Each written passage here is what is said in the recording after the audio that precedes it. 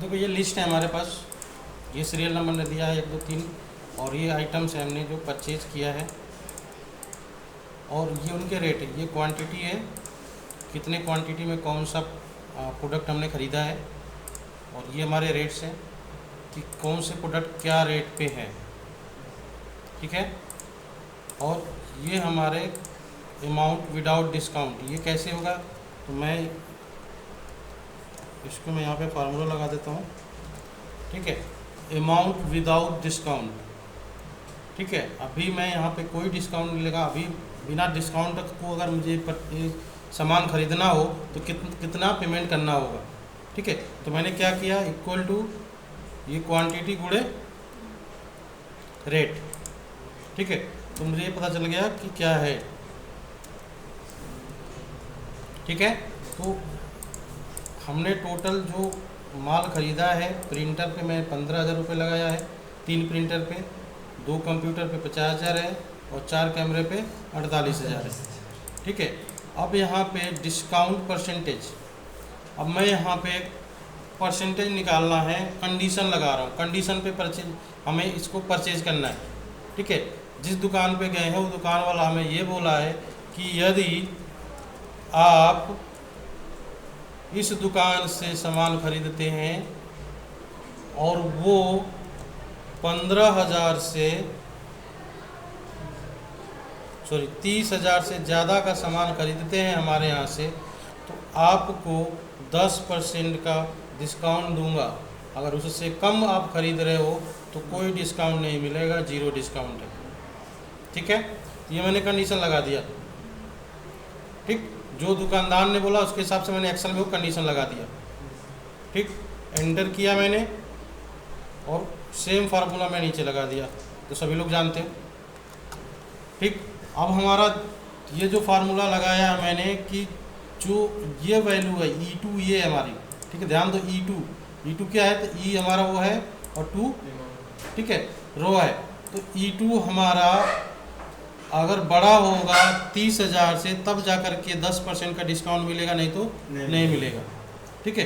तो यहाँ पे E2 15,000 है, 30,000 से छोटा है, इसलिए यहाँ पे 0 कर दिया है। लेकिन उसके जस्ट नीचे आएंगे तो यहाँ पे E3 को काउंट कर रहा है और E3 हमारा 30,000 से ज़्यादा है, इसलिए हमारा अब यहाँ पे हक बनता है कि 10% डिस्काउंट दिया जाए, ठीक है ना, क्लियर। 48,000 भी 30,000 से ज़्यादा है, इसलिए यहाँ पे 10% हमें दिखा रहा है, ठीक है। अब ग्रैंड टोटल क्या है, तो डिस्काउंट क्या होगा, तो इतना माइनस,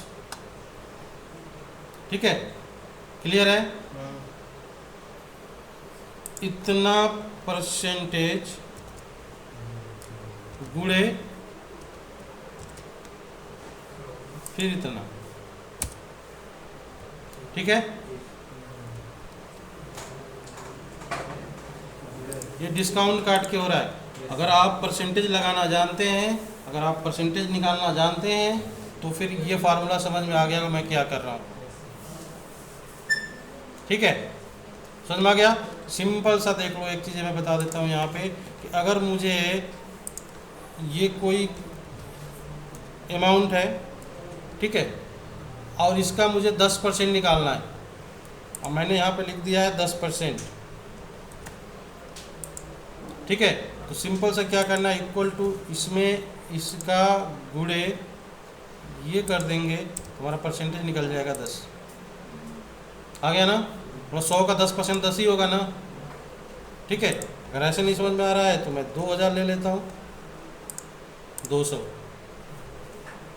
फार्मूला आपको देखो पहले मैंने क्या किया है, ठीक है। इस फार्मूले को ऐसे भी लगा सकते हो और नहीं तो इस फार्मूले को आप